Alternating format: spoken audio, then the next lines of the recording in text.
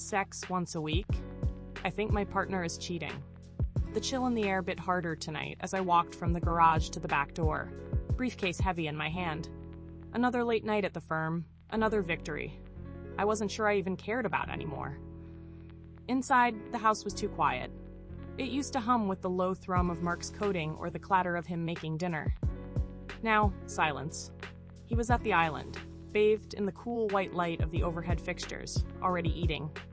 Salmon, I noticed, one of my favorites, but I hadn't been consulted. "Hey," I said, forcing a smile. "Long day?" He glanced up, his eyes flitting away quickly. "Yeah, big push on the Alpha project. You know." I did know, or at least, I knew that's what he said. The Alpha project had been a big push for the last 6 months. 6 months ago, we were having sex 3-4 times a week. Now? Once, maybe, if I initiated it. And even then, it felt distant, like he was going through the motions. I poured myself a glass of wine, the ruby liquid swirling in the glass. "Everything okay, Mark? You seem stressed?" He sighed, running a hand through his already disheveled hair. "Just tired, Sarah. It's been brutal at work. I wanted to believe him. God, I wanted to." But the seed of doubt had been planted weeks ago. A tiny, insidious thing that had now grown into a thorny, suffocating vine. It started with the cologne. New, expensive, and definitely not something I'd bought him. Then the gym. Suddenly, he was going every day, sometimes twice. He'd always been active, but this was different. This was obsessive. Emily had been the first to voice my fears, albeit unintentionally. We were grabbing brunch, and I'd been complaining about Mark's increasingly erratic behavior. "Maybe he's just stressed," she'd said, spearing a piece of avocado toast. "You know how he gets when he's under pressure." "It's more than that, Em," I'd countered, feeling a familiar knot tighten in my stomach.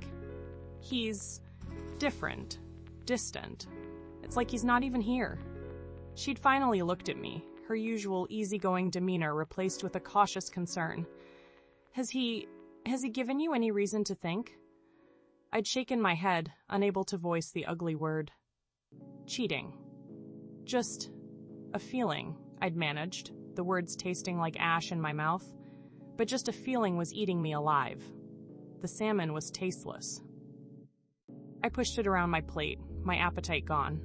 Mark finished his meal in silence, scrolling through his phone. "Going to bed," he mumbled, standing up. "Big day tomorrow." He didn't kiss me goodnight. He hadn't in weeks. I watched him walk away, the ache in my chest a dull, persistent throb. I opened my laptop, pretending to work, but my mind was a whirlwind of anxieties and suspicions. I started going over bank statements, and he had withdrawn a sizable amount. I found nothing concrete, just hints, whispers. Enough to keep me up at night. The next morning, I was running late. Mark was already gone when I came downstairs, a note on the counter in his messy scrawl, "Gone early. Meeting. Love you. Love you." A hollow phrase, devoid of meaning. I decided to swing by the gym on my way to work. I hadn't been in months. I told myself it was for me, a chance to distress and get back into shape. But really, I wanted to see if Mark was there. He was. He was on the treadmill, running with a focused intensity I hadn't seen in him in ages. He looked good, I had to admit. Lean, toned, younger. He was talking to someone, a woman with long blonde hair and a bright smile. Chloe. I'd seen her picture on Mark's company website, a new hire in the marketing department. My stomach dropped. I forced myself to walk past them, pretending not to see him. My hands were shaking, my breath hitched. Later that day, I found myself parked outside Mark's office building. I told myself I was just driving by, that it was a coincidence. But I knew the truth. I wanted to see him. I wanted to see if she was there. I sat there for hours, watching people come and go. Finally, I saw them. Mark and Chloe, walking side by side, laughing. He put his hand on her back, a casual gesture, but it felt like a knife twisting in my heart. I drove home in a daze, the image of them seared into my brain. I couldn't breathe. I couldn't think. I just felt numb. Emily arrived an hour later, summoned by a frantic phone call. I poured out everything. The dwindling intimacy, the long hours, the cologne, the gym, Chloe. I saw them, Em, I sobbed, burying my face in my hands. He touched her. It was like they were a couple. Emily held me, her grip tight and comforting. Okay, we're going to figure this out. We need to get you some hard evidence. That night, I couldn't sleep. Every time I closed my eyes, I saw Mark and Chloe. I tossed and turned, my mind racing. Finally, I got out of bed and went downstairs. I opened my laptop and started searching for ways to track a cell phone. I knew it was wrong, invasive, but I was desperate. I needed to know the truth, no matter how painful. A week later, I had the app installed on Mark's phone. I felt sick with guilt, but I couldn't stop myself. I checked it constantly, obsessively. At first, I found nothing, just the usual work emails and texts. Then, one evening, a text came through from an unknown number. Can't wait to see you tomorrow night. Room 312? My blood ran cold. Room 312. I Googled the address. It was a hotel on the other side of town. A cheap, sleazy motel. I wanted to throw up. The next day was the longest of my life. I couldn't concentrate at work. I couldn't eat. I just sat at my desk, staring at the clock, counting down the minutes until Mark left for his business trip. He kissed me goodbye, a perfunctory peck on the cheek. Love you, he said, his eyes avoiding mine. Love you too, I replied. The words a bitter lie. I waited until he was gone, then I got in my car and drove to the hotel. I sat in the parking lot, watching the entrance, my heart pounding in my chest. I told myself I was just going to confirm my suspicions, that I wouldn't confront him. But when I saw them walk into the hotel, hand in hand, I snapped. I stormed into the lobby, my anger boiling over. I demanded to know what room they were in. The receptionist, a bored-looking woman with heavy makeup, refused to tell me. I'm his wife, I screamed, my voice cracking. He's cheating on me. The receptionist just shrugged. I can't give out that information. I pulled out my phone and dialed Emily's number. I need you, I sobbed. I'm at the motel. He's here. With her. Emily arrived moments later, her face grim. She spoke to the receptionist, flashing her teacher ID and somehow convincing her to give us the room number. We walked down the hallway, our footsteps echoing in the silence. We stopped outside room 3112. I took a deep breath, my hand trembling as I reached for the door. But then I stopped. What was I doing? Did I really want to see it? Did I really want to confirm my worst fears? I looked at Emily, her eyes filled with compassion and concern. I can't do it, I whispered, tears streaming down my face. I just can't. Emily put her arm around me. Okay, she said gently. We don't have to. Let's go. We left the hotel and drove to a nearby bar. We sat in silence for a long time, nursing our drinks. Finally, I spoke. What do I do now, Em? She looked at me, her eyes filled with a fierce determination. You get angry, Sarah. You get really, really angry. And then you decide what you want. Do you want to stay with him? Do you want to leave? It's your choice. But whatever you decide, you deserve to be happy. I went home that night, but I didn't go to bed. I sat at the kitchen table, staring at the wall, my mind racing. I thought about Mark, about the years we'd spent together, about the love we'd once shared. I thought about Chloe, about the betrayal, about the pain. And then I thought about myself, about what I wanted, about what I deserved. I realized that Emily was right. I deserved to be happy. The next morning, Mark came downstairs looking sheepish. Listen, Sarah, he said. I need to explain. I know, I interrupted, my voice surprisingly calm.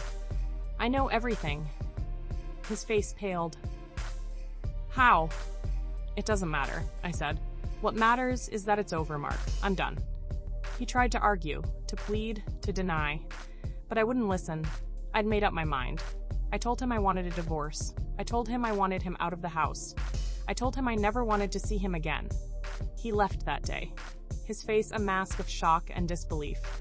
The house was quiet again, but this time it was a different kind of quiet. It was the quiet of a new beginning, The following weeks were a blur. Lawyers, paperwork, boxes. I leaned heavily on Emily and my other friends.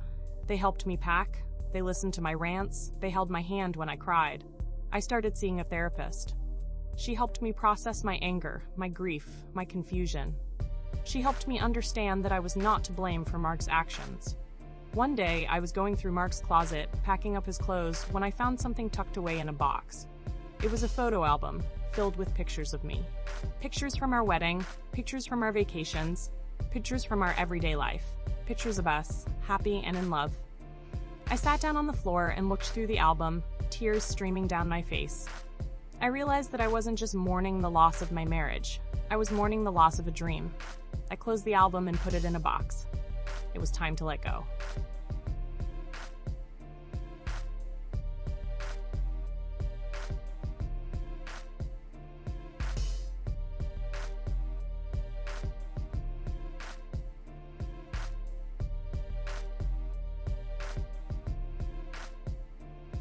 He came over to my table, his face etched with concern. "Sarah," he said, "how are you doing?" "I'm okay," I replied, trying to keep my voice neutral.